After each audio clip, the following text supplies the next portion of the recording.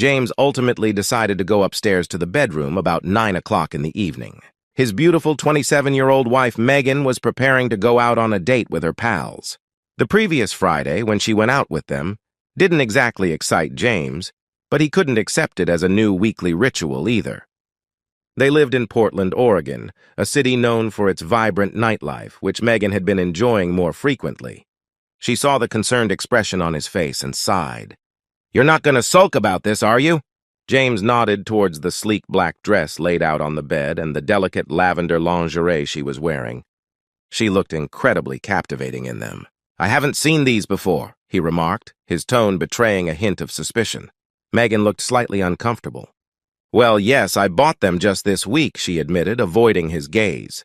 James paused for a moment, then walked to the bathroom, returning with a more modest set of lingerie from the laundry basket. "So, is this what a husband is supposed to accept?" he asked, holding up the plain beige bra and panties. "While you happily wear this," he gestured to the lavender set barely covering her. "For some strangers you've never even met before?" You studied her closely. "Unless," he added after a meaningful pause, "this is more than just a casual night out with the girls. Maybe you've arranged to meet someone there, like a date." Megan looked at him, her expression shifting from shock to anger. "No," she protested, "there's no one else." "How could you even think that?" "So," James continued, ignoring her protest and carefully choosing his words. "When you're out with your friends, you never dance with other men, let them get too close, or even flirt with them?" "How dare you suggest that?" Megan snapped, her voice rising with indignation. "I dare to suggest it because I know more about your friends than you might realize," he replied calmly. "One is single, two are divorced, and then there's you, the only one still married. Do you really expect me to believe that when they're out looking for fun? They would not attempt to entice you into their reality. It is not your place to judge them." She fired back, fury flaring in her eyes. "I do not condemn them." He gave a level response. "You and they are both free to choose what suits us." Megan squinted her eyes curiously. "Are you advising me not to go then?" "How is that even a choice?" "I'm not telling you not to go out," James replied, his voice steady. "I'm simply telling you that I find this behavior inappropriate for a married woman, and I believe your friends are putting you in situations that could end badly for our marriage." Megan's face flushed with anger. "Are you seriously suggesting that a night out with my friends could threaten our marriage?" She scoffed. "Don't be so insecure. I always come home to you. Why are you so worried?" "I'm worried because you're the most beautiful woman I know, and you're going to clubs with single women I don't trust. Add alcohol and attention from men into the mix, and it's a recipe for trouble," James explained, raising his hand to prevent her from interrupting. "Our marriage is already on shaky ground because you think this," he pointed to her almost bare state, "is something your husband should just accept without any questions. Hey, it's too late now. I promised to meet them at 10 o'clock and you're trying to make me late," Megan said, turning back to the mirror to finish her makeup, her tone dismissive. James took a deep breath, deciding to make one last attempt. "You also promised to respect your husband," he said pointedly. "It seems like you're quite comfortable ignoring that promise. Or are your friends' feelings more important to you than mine? What's wrong with you? Don't you trust me?" She snapped, frustration evident in her voice. "I'm just going out for drinks with the girls, that's it. Now, for heaven's sake, leave me alone." James sighed deeply. "It's not that I don't want to trust you, Megan. It's that I can't help but worry when you're out there every Friday night with women who aren't exactly known for their stable relationships. And I'm left here alone, wondering if you'll end up in a situation where a line is crossed. I would never do that." Megan protested, but James cut her off. "Gail bragged about her little escapades on social media last week. She's one of your closest friends, and that's exactly what she did. How long before you start thinking it's harmless too, as long as I don't find out?" Megan stood there, speechless as James continued, his voice firm now. "If you want to go dancing, invite me along. If you just want to be around strangers, flirting and letting loose, then be honest with me. We can end this charade right now."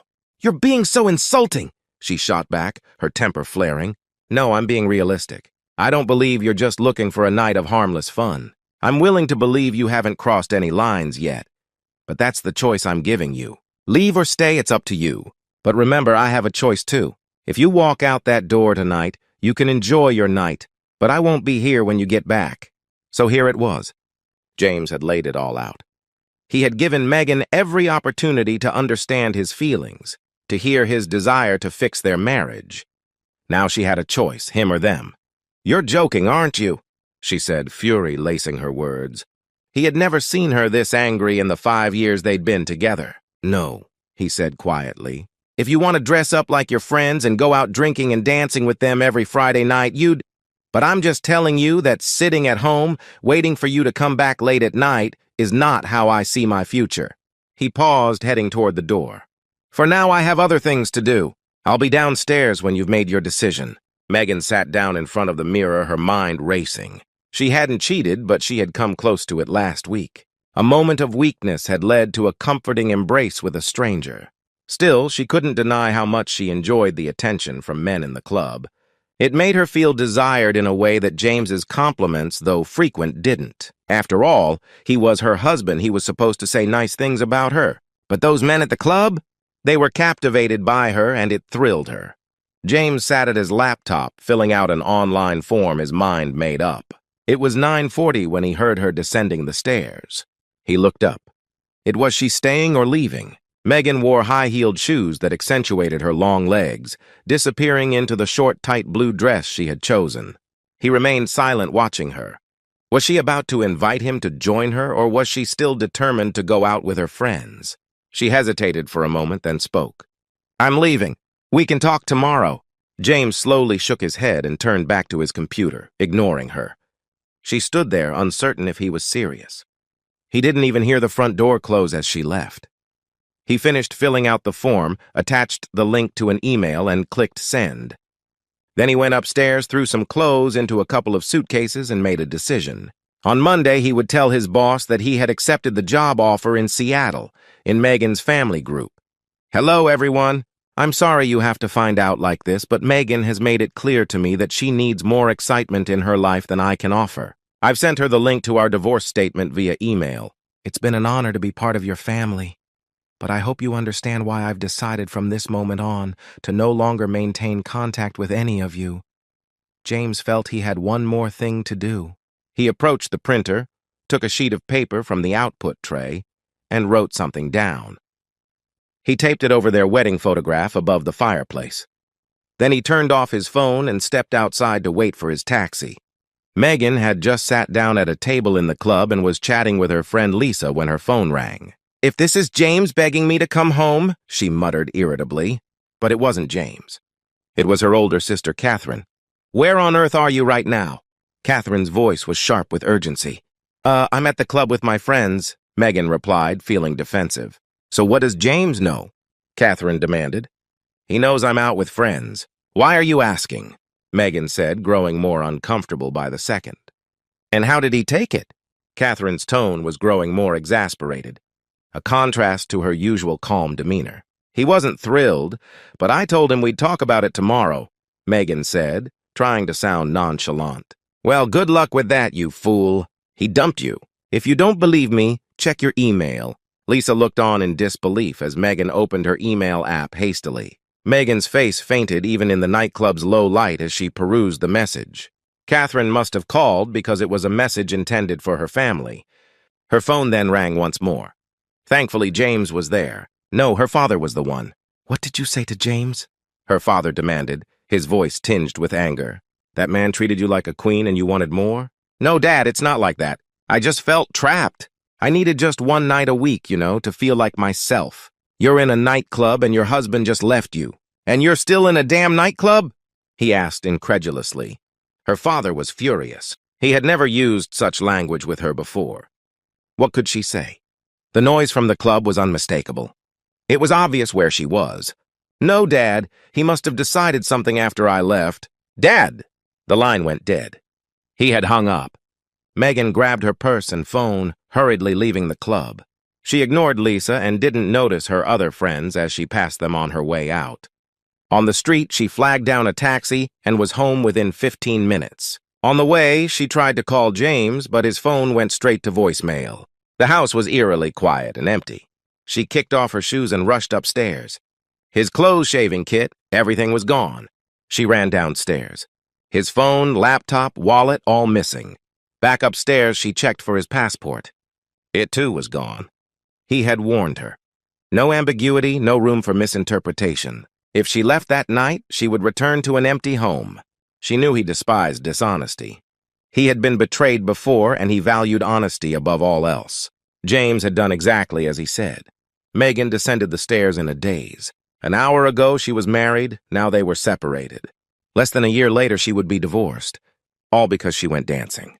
Then she noticed the photograph above the fireplace. Something was off. When she saw what James had done, she felt a wave of nausea. It was a picture from someone's social media profile, showing a young man proposing to his girlfriend, but there, in the background, was Megan kissing another man while he held her close. In bold black letters, James had written across the bottom of the photo, "Liar." What happened next? James moved to Seattle, and Megan was given the freedom she thought she wanted. Everything that followed, the loneliness, the regret, and the realization that she had thrown away a solid marriage, are parts of a different story. James eventually found happiness again, marrying a kind and loving woman he met through his work in Seattle. But the story of James and Megan ended there with a cautionary tale of how one night out can unravel an entire life. As I turned onto my street, I slowed down, driving more cautiously. The city council still hadn't fixed the massive pothole in the middle of the road. Despite my constant complaints, our street, nestled at the base of a steep hill in San Francisco, caused cars to approach it at dangerously high speeds. I had worried for months that an accident was bound to happen, but my concerns were ignored. Perhaps it's time to consider voting for the opposition in the next election, I thought grimly. As I approached the house, I noticed a large SUV parked in the driveway. It didn't look like any of the cars Emma's friends drove, which made me uneasy. We had been together for 5 years, living together for the last 2. I knew she was expecting a proposal soon, and I had been planning it carefully. But what I found inside would change everything. I parked in the garage and walked into the house, calling out, "Honey, I'm home." The moment I stepped into the living room, I knew something was wrong. Emma was sitting on the couch with a man I had never seen before. A wave of dread washed over me, but I tried to remain calm. I didn't realize we had a guest. "Who's this?" I asked, my voice steadier than I felt. Emma stood up, avoiding my gaze. "Mark, this is Donovan. We need to talk." My worst fears were confirmed. I took a deep breath, determined not to lose my temper. "What is there to talk about? You both know how this looks. I really hope I'm wrong, and that you have a perfectly reasonable explanation." Emma looked down at her feet.